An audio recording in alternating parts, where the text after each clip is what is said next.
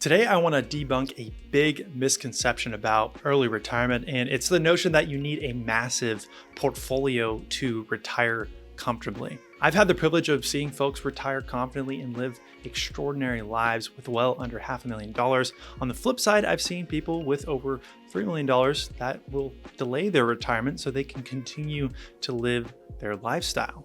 Some people we work with barely have to touch their portfolios. Well, why? Because number one, they've got pensions, or maybe they have rental income or Social Security to lean on and make up that gap. Others are just such fantastic accumulators that they struggle to even spend the money that they've saved up, where we actually have to encourage people to take that extra vacation or buy yourself that car. We want to give them the green light to gift their kids money for that down payment or whatever other goals they have. So in today's video, I'll guide you through why how much is about more than just an arbitrary portfolio number. It comes down to your spending needs, your tax situation, and a whole lot more. But by the end of this video, I hope you can start to envision what an early retirement looks like and how much is enough for you in your own life. All right, let's take a closer look at the financial planning side of things. So let's meet Fred and Wilma. They're both 50 years young with $2 million in their portfolio. Now, this amount can generate a comfortable amount of income, but for simplicity, let's assume a 4% withdrawal rate. Now, if we assume that withdrawal rate, that's roughly $80,000 a year or $6,600 a month. But let's assume that maybe Fred and Wilma need $9,000 a month after taxes to cover their expenses. That's when things have to get a little bit interesting. This is where a target portfolio number alone becomes a tad too simplistic. We need to start thinking about other income sources to bridge the gap. With a $2 million portfolio, yes, they can generate substantial income, but they're still a ways away from Social Security, which leaves them that monthly shortfall of $2,400. This is when you need to ask yourself the question is, do they have a pension? Do they have rental income? Or maybe one of them continues to work part-time or even taking on a less stressful job, even if they're going to make less than what they do now. The point is that your portfolio balance isn't a magical number to reach. It's more of a tool to help you enhance your lifestyle. Now, the truth is that most folks have no idea how much money is enough to live on, and it's not entirely their fault. We live in a culture that constantly hungers for more, more money, more stuff. And sometimes that drive to save more can come at the expense of our health or our family or more important priorities in life.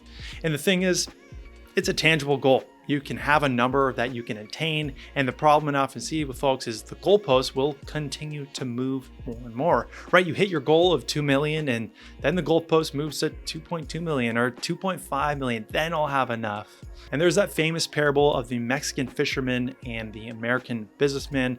The American businessman is very stressed out. So he decides to go down to a coastal city down in Mexico and where he sees a fisherman with a great catch. And he goes, "Hey, what are you going to do with all those fish?" And the fisherman goes, "Well, I have enough to feed my family and some to sell at the market."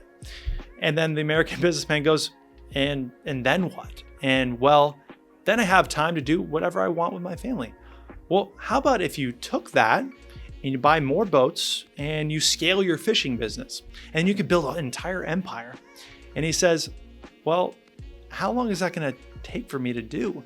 And he says, "Oh, about 20, 25 years. And the fisherman goes, "But then what?" "Well, then you can retire to a coastal village to do whatever you want." And the Mexican fisherman is laughing, of course. And he says, "Well, that's exactly what I'm doing right now." My point is that the relentless pursuit of wealth and success can lead to a lot of unnecessary stress and sacrifice when you already have what you need for a fulfilling life.